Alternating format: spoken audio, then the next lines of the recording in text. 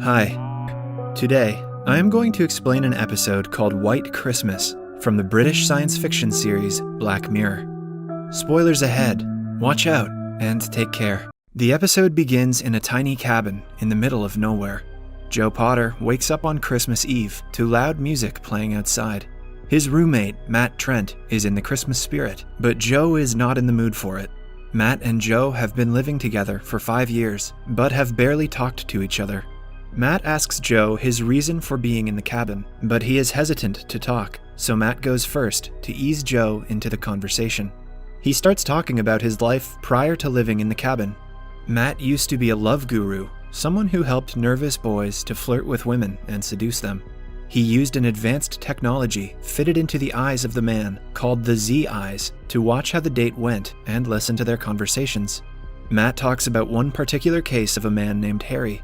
Harry is a nervous man around girls and needs Matt's help to seduce one. It is nighttime, and Harry has to get ready to crash a random office party. Matt starts by turning the Z-Link on. Now he can see and hear everything that Harry does. He asks Harry to change from his clothes to something more masculine. Harry obliges and gets ready. When he first gets into the party, Harry looks around and his eyes land on a dark-haired girl hanging out with a blonde girl and a man. Matt advises him to join the group but talk only to the blonde girl. He does a reverse image search to look for the girl's name and personality on a device. The blonde introduces herself as Amy and the other girl as Jennifer. Jennifer then excuses herself and leaves the conversation. Harry goes to the washroom and asks Matt not to watch while he pees. Just then, we get to know that Matt isn't alone, but a whole group of his friends are watching the interaction online. When Harry goes back, Jennifer is sitting alone far from the party. Matt makes him approach her. Jennifer finally seems to be opening up to him. While talking, she reveals that she used to take pills but isn't taking them anymore. The statement unsettles Harry and Matt, but they don't think much of it. Jennifer goes to the bathroom and Harry starts talking to Matt. He genuinely likes the girl and feels like he is cheating her by taking Matt's help. As he chats, Jennifer returns and sees him talking to himself. She immediately asks him to come over to her place, and Harry obliges. She claims that the little voice in her head is asking her to invite him. When they reach her home, Jennifer goes to get drinks after telling Harry to go to her room. The guys watching them are excited, anticipating sexual advances from her, but Harry retaliates, saying that he isn't comfortable with Matt watching. Jennifer comes back with the drinks and demands Harry get on the bed. He hesitantly agrees when suddenly she forces him to take a gulp of the drink. Jennifer thinks that Harry too has voices in his head and assumes Harry is insane, like her. Turns out she has poisoned the drink to kill herself and Harry so they don't have to hear the voices anymore. Matt and the others watching are horrified when Harry starts coughing blood. She eventually forces him to drink the juice and kills him. Matt quickly turns his computer off and asks the other guys to destroy any video evidence they have of the interaction.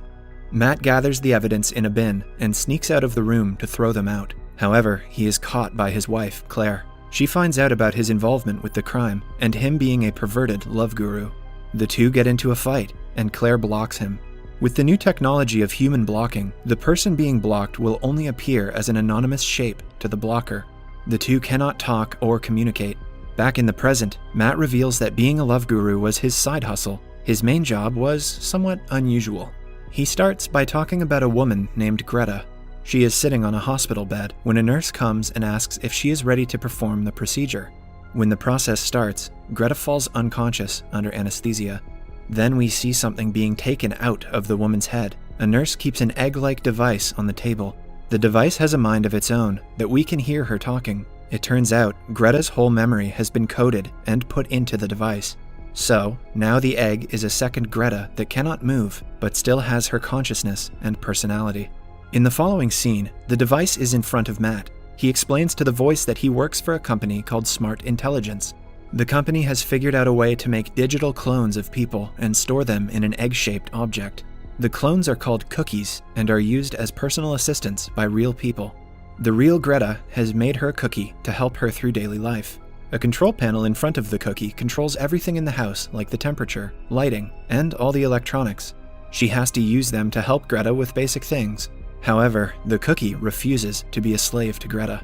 Matt has expected this, so he sets a 1-minute timer on the device. During this time, the cookie Greta will live 1 year of life in 1 minute. When the minute is over and Matt talks to her again, she is startled. After spending a year in isolation, she begs Matt to give her something to work on. Matt happily says that she will be working as Greta's assistant from now on.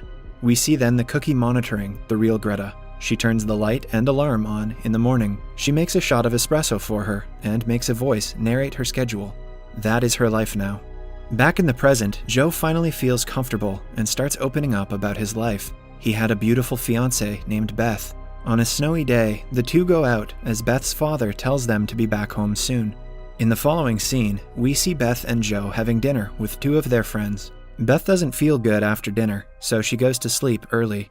As Joe cleans after her, he spills the contents of the bin and finds a positive pregnancy kit. Shocked, he confronts Beth about it. She dismisses it and says that she wants an abortion and is too young to have a kid. Joe tries to convince her, saying that he will take care of the kid, but Beth is strictly against it.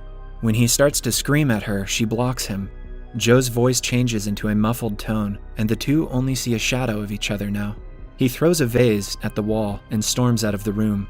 The following morning, Beth rushes to her car outside, while a still blocked Joe follows her. Beth drives away somewhere and never comes back. The block stops Joe from calling or texting her, so he has no means of communication.